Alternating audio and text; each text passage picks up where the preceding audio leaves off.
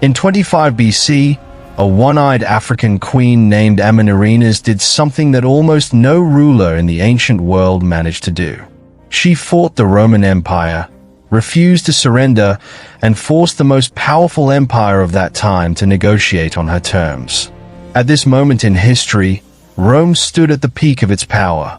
Emperor Augustus had recently defeated Mark Antony and Cleopatra. He had taken full control of Egypt and turned it into a Roman province. From the rich lands of Egypt, Roman commanders looked further south toward the Kingdom of Kush.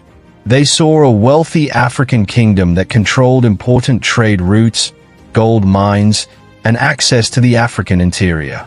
To the Romans, Kush looked like the next easy conquest. They were completely wrong. The Kingdom of Kush was not a weak or disorganized land. It was an ancient and sophisticated African power that had existed for centuries. Its rulers had once controlled parts of Egypt itself. The capital cities of Napata and later Meroe were centers of trade, ironworking, and culture. The people of Kush were skilled in warfare, especially in the harsh desert and along the Nile. They knew the land far better than any foreign army ever could. Amanirenas was the Kandake of Kush, the royal title given to the powerful queens who ruled the kingdom. She was already an experienced military leader. Years earlier, she had lost one of her eyes in battle, yet she continued to ride at the head of her armies. When Roman forces began crossing into Kushite territory and seizing land, she refused to stay on the defensive. She decided to strike first. Kushite soldiers moved swiftly through the desert. They launched sudden raids on Roman outposts and garrisons. They overran positions that the Romans believed were secure. In one of the most dramatic moments of the entire conflict, Kushite forces captured several statues of Emperor Augustus. These statues had been set up as symbols of Roman power and authority. Amanirenas gave a bold and unforgettable order. The head of one of the statues was cut off and buried beneath the entrance steps of a major temple in her capital. From that day forward, every person who entered the temple walked directly over the image of the Roman emperor. This was not only a military success, it was a powerful political statement. Rome had been publicly humiliated on African soil. When news of these events reached Emperor Augustus, he was furious. He ordered a much larger and better-equipped army to be sent south. The goal was clear: crush the Kingdom of Kush completely and make an example of its queen. The war that followed lasted for several hard years. Both sides suffered serious losses. Towns were burned. Trade routes were disrupted. Many soldiers on both sides lost their lives in the desert heat and in fierce fighting along the Nile. Yet the Kushite forces, under the determined leadership of Queen Amanirenas, refused to collapse. They used their knowledge of the terrain, their mobility, and their willingness to keep fighting even after heavy losses. The Romans found the campaign far more difficult and expensive than they had expected. Supplying a large army so far from Egypt proved extremely challenging. The desert itself became an enemy. As the years passed and the cost in gold and lives continued to rise, Rome began to reconsider its position.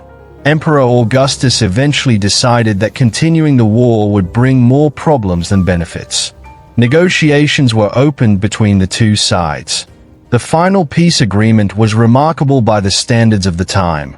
Rome agreed to withdraw from significant parts of the territory it had occupied. The border was moved in favor of Kush. In addition, the Kingdom of Kush was granted special trading rights. Kushite merchants were allowed to trade in certain areas without paying the taxes and duties that other regions were forced to pay. In practical terms, an African kingdom had forced the Roman Empire to retreat and to offer favorable conditions. Most people today have never heard the name Amanirenas. Roman historians wrote very little about the difficulties they faced in Kush. They preferred to celebrate Roman victories and remain silent about setbacks. In later centuries, many European writers continued this pattern. African military successes were often ignored, minimized, or left out of the main historical record. As a result, The story of this one-eyed queen and her victory against Rome nearly disappeared from mainstream history books. But the evidence has survived. Archaeological work in Sudan has uncovered temple inscriptions, remains of fortifications, and other traces of the conflict. The buried head of the statue of Augustus has also been found. These physical remains confirm that a powerful African queen stood against Rome and achieved a lasting political and military success. After the war ended, Queen Amanirenas continued to rule her kingdom for many more years. She protected Kushite independence at a time when almost every other region around the Mediterranean and the Near East was falling under Roman control. Her courage, her strategic decisions, and her refusal to surrender turned what the Romans expected to be a simple conquest into one of the rare and lasting African victories of the ancient world. This is the kind of history that is rarely taught and even more rarely celebrated. A determined African queen who forced the Roman Empire to negotiate. A story that survived in the ground, in scattered records, and in the memory of her people, waiting to be remembered once again. If you found this story interesting, consider subscribing. There are many more hidden African histories still waiting to be told.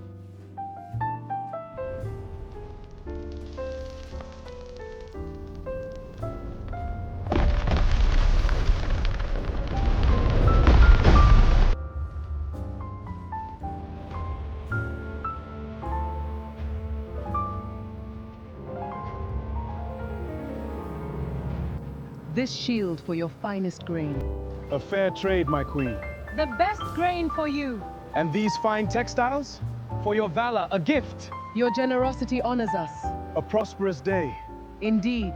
Let us continue.